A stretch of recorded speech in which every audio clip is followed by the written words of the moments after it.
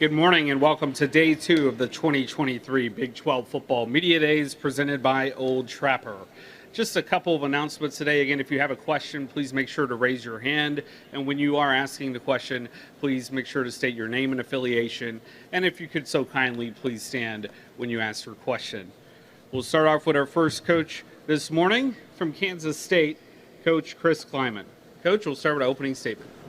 Well, thank you, and appreciate everybody having me and coming out to AT&T Stadium. First thing I'd like to do is thank Commissioner Yormark for his vision, for his leadership.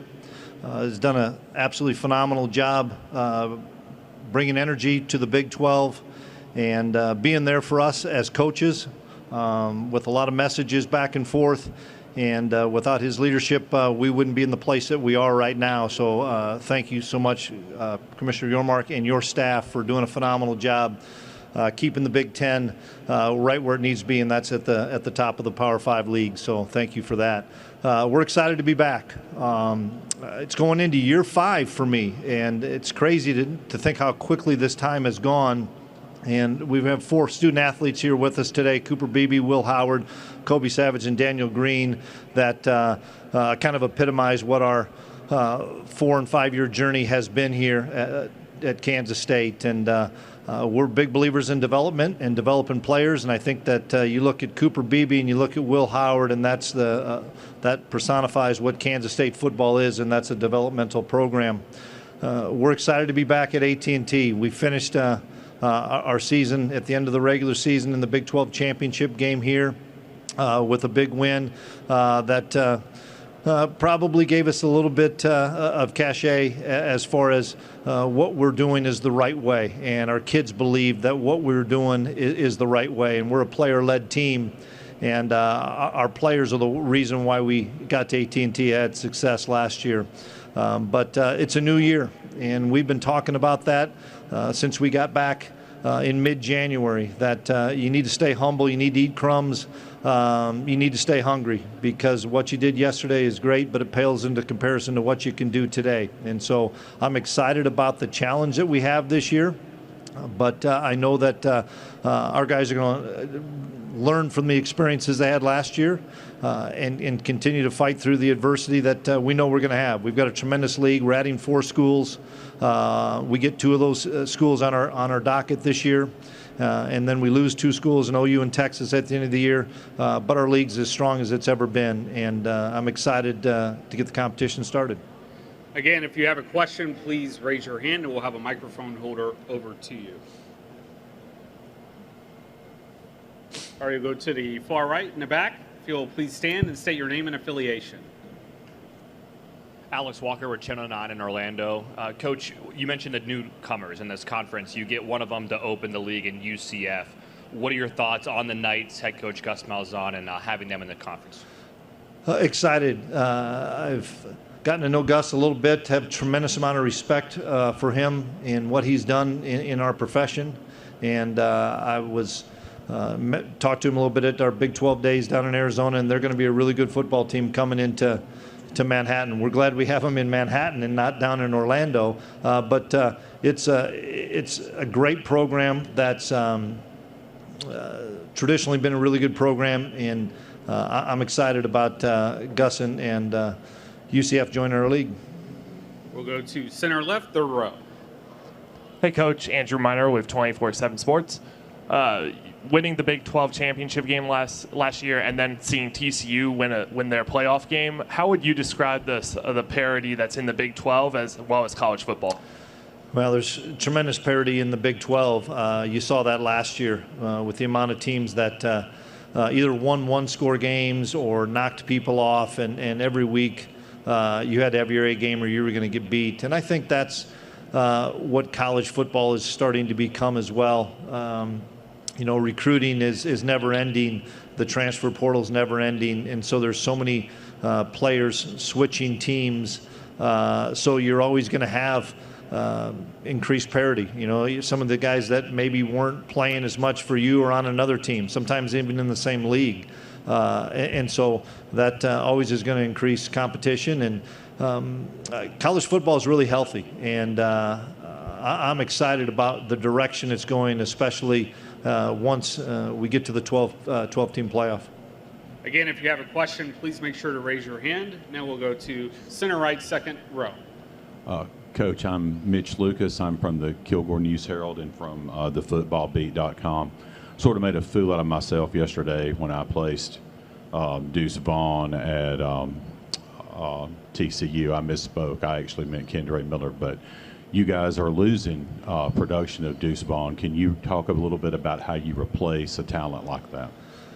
Well, you don't replace Deuce Vaughn, and if you want to come here on Sundays, he's going to be playing here every Sunday, and he's going to be having a heck of an NFL career, and I love the kid because of his passion for football and him allowing me to be in his life. What a great, great young man, a great football player, but a better person, a better family.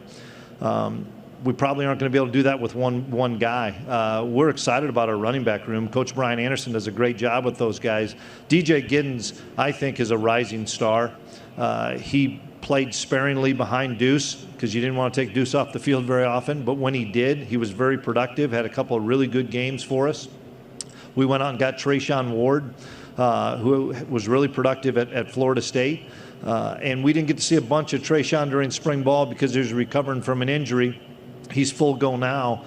And so I'm excited to see what a number of guys can do. But those are two guys that DJ Giddens and Trayshawn Ward that we believe can, split some of the load, carry some of that load that Deuce has. And those guys just need to be themselves. All of our running backs in that room just need to be themselves. They don't need to be Deuce. There's only one of those guys, and everybody saw that in college football the last 3 years. Again, if you have a question, please make sure to raise your hand. We have one here in the center, in the back. Make sure to state your name and affiliation, and please stand. Hey, Coach. Dave Myrick, 107.7 The Franchise. Can you talk about Will Howard this year compared to where he was this time last year heading in? Confidence, belief. Those are the two things I think of when I think of Will Howard.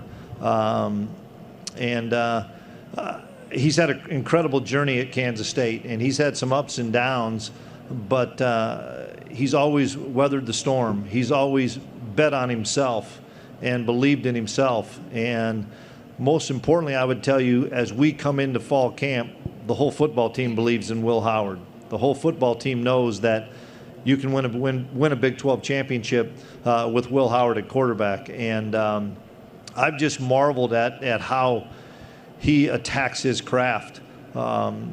He's always watching film. He's always breaking things down. He's always being a servant leader, which is very unselfish. He's meeting with tight ends, meeting with wideouts, meeting with running backs, and just sharing his knowledge of football. And then he continues to work on his physical traits. He's leaner this year. He's stronger.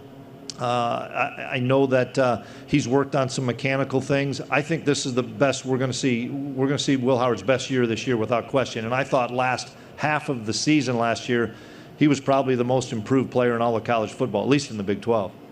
We'll go center left, third row. Chris, over here. Randy Peterson from the Des Moines Register.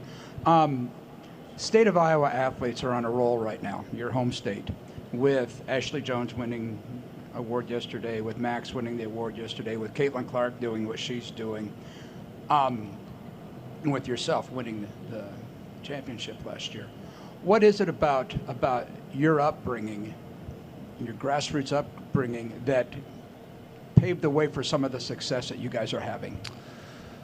I appreciate that, Randy. I'm very close to the state of Iowa. My folks still live in Waterloo. My brother lives in Cedar Falls, and I look at my parents' upbringing and hard work, perseverance, never making excuses. I see that. I followed Iowa women's basketball. Caitlin Clark was a blast to watch. I've got some of my best friends are at Dowling, and we've tried to do a good job in the state of Iowa. Two of our best football players are from the state of Iowa. Brendan Mott, who's from Iowa City, and Ben Sennett, who's from Waterloo. And we have to continue to recruit all the Midwest for sure. We got to win in the state of Kansas, but we've branched out into Iowa, Nebraska, Colorado, Missouri, so on and so forth, Oklahoma. It just something about those hardworking kids that have great parental support, great backgrounds of being multi-sport athletes that we're always looking for. All right, we'll go to center right in the back. Coach Lynn Harrington with Stay Alive Power 5. How are you today? I'm great. That's good to hear. So how important was it for you to sign that contract extension back in May, and what does that say about the future of Wildcat football? Well, I'm indebted to Gene Taylor for giving me an opportunity at North Dakota State to be a head coach, and then not trying to win the press conference, but believing in what people can do. And he hired me at Kansas State. He hired all of us at Kansas State. I really enjoy Manhattan. I think it's a great community. It's a great college town for sure. I see the excitement that is going on in Manhattan right now. I'm just telling you, who you work for is really, really important to me. It's really important to me. And I've got a great job, but I'm surrounded by really good assistants. I'm surrounded by a great support staff. I've got a locker room full of guys that believe in each other, believe in us as coaches, and then I've got an athletic director that has our back. And so that made that really simple for me to sign and say, this is where I want to be. We'll go center left, far back. Hi, Coach. Kyle Jacobson, Gambling Gauchos podcast. You're obviously the defending Big 12 champion, so Kansas State is going to be a game that is circled on everyone's schedule. You're going to get everyone's best shot. How do you and your team approach going from hunters to the hunted? I'm kind of excited about it, actually. But in this league, I think everybody circles every game. I just don't. I've never bought into one game is more important than another, because if you do, what are you going to tell your players the next week? That this one's not quite as important? But yeah, to be the hunted, the fact that we're the defending Big 12 champs means nothing when you go into that game. I mean, it's still, you got to perform. And, fortunately, we've had past experiences from my previous school that we had to win a championship and then come up back and follow it up with another championship. And so it's always staying hungry, always staying humble, and making sure that the guys focus on the task at hand. And each week in this league, man, you're going to get beat every week if you don't have your A game and if you don't have great focus and you don't have great preparation, because the coaching is so good in this league, the teams are so good in this league. 1 through 14, anybody can beat anybody, and I truly believe that.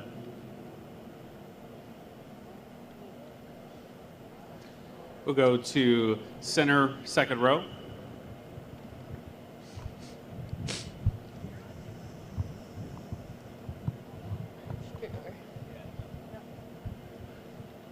Colin Wilson with the Action Network. Chris, this year you guys went 66th in the transfer portal, just rankings of players coming in. Is that an effect of how great the roster is and building from within, or is it that there just weren't many needs to go out and get? Well, the transfer portal has benefited K-State, and once again, if somebody has a better opportunity or wants to move back closer to home, I'm all for it. I think kids need the opportunity. You only get so many years to play this great game, so I'm fine with how the transfer portal is. That being said, whether it's Cade Warner, whether it's Julius Brents, whether it's Josh Hayes, whether it's Adrian Martinez, we've had really good success in the transfer portal. In the same respect, we haven't lost that many marquee guys. We've lost some depth, which is never great, but that's why you recruit freshmen to play, because freshmen now have to play because of the transfer portal. It's just something about the culture of us wanting to make sure we find the right fit, and we're always going to be a developmental school.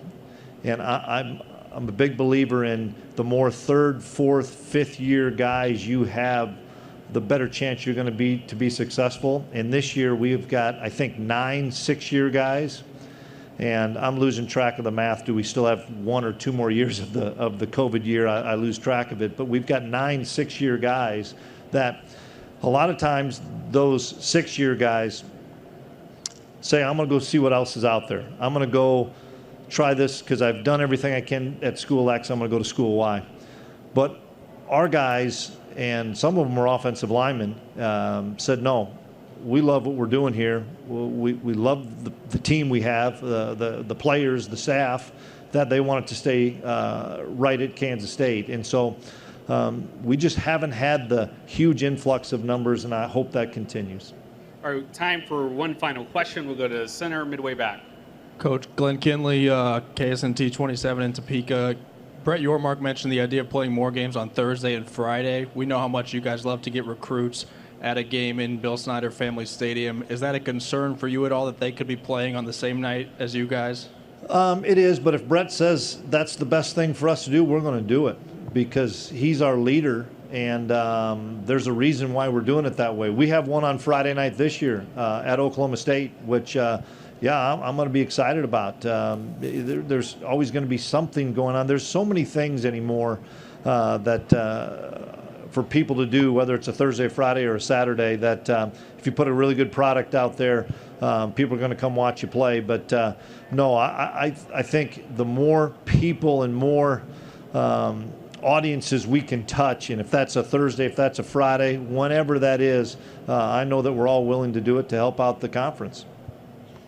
Thank you for your time today, Coach. Appreciate it. Thanks for having me.